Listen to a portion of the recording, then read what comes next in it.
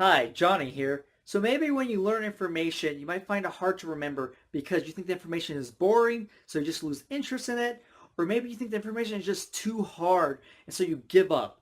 Well, I showed you how powerful imagination could be, and how imagination actually allows you to learn information a lot faster, but also remember it for a lot longer as well. That's because imagination is the key to improving your memory. With imagination, you change the piece of information you're trying to remember into an image of some sort and create a story out of it. And that's because we remember images and stories a lot better than we remember numbers, words, letters, or symbols. But in this video, I'm going to show you the process to creating images for the pieces of information.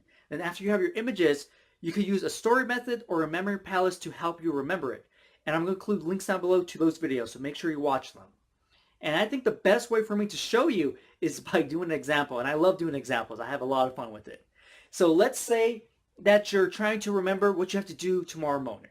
And say the first thing is you have to mow the lawn.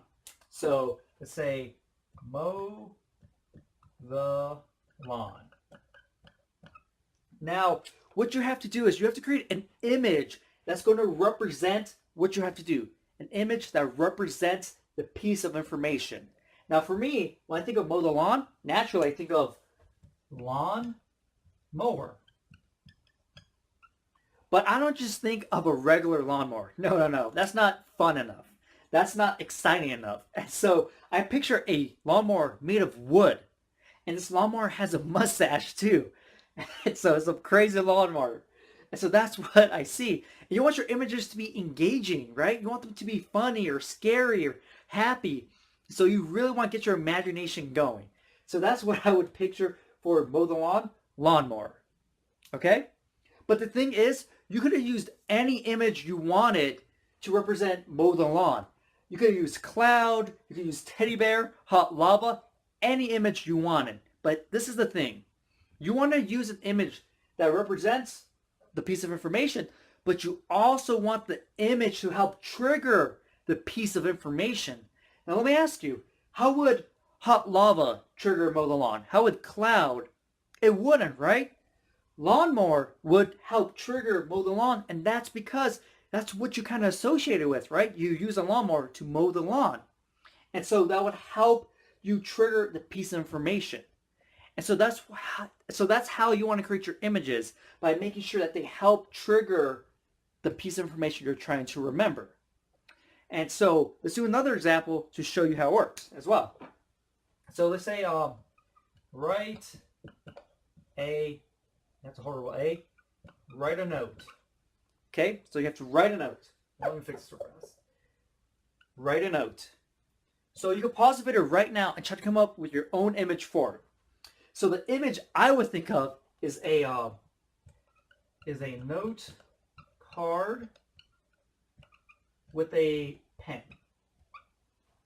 So that's what I would think. Note card with a pen. But I would see this note card using the pen as a sword. And you're saying, Angar. And so that's what I would see. And so when I see this image, I'm like, note card pen. Oh, I have to write. Right? The pen's going to have me trigger write. I have to write a note.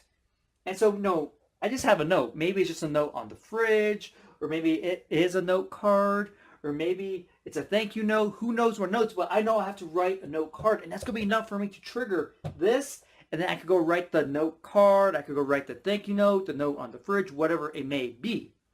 And so you can see how that image triggers this piece of information. But also, you can see how my image is just full of imagination, right? Just something weird. A note card using a pen as a sword, right? That's just fun. That's fun. And so you can see, how you create images for the pieces of information that you want to remember. But the most important thing is this: use images that works for you. So maybe, no, a lawnmower, you didn't think of that. That won't work for you. Don't use it then. No, a note card with a pen.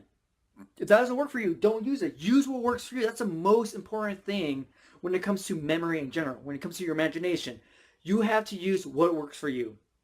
And so you can see how much fun I have with these, creating these examples and seeing the stories. I just love it. I just love engaging my imagination. And that's what you have to do too. Just have fun with it. Just add all these different details in, make it seem real. Because the more real it is, the more likely and easy it is it's going to be for you to remember. And so I'm just thinking about, I'm just seeing it. I'm seeing a lawnmower man. Whoa, it's like mustache, and it's just, it's funny. It's hilarious to me. And so that's what you want to do. You want to be able to think of these things and feel emotion. Feel laughter, feel happiness, feel, if you're scared, you just want to feel these different things. And just seeing these things, it just brings a smile to my face. I just love it. I just find it really hilarious. And so you learned how to create images for pieces of information. So I hope you enjoyed this video, and I'll see you next time.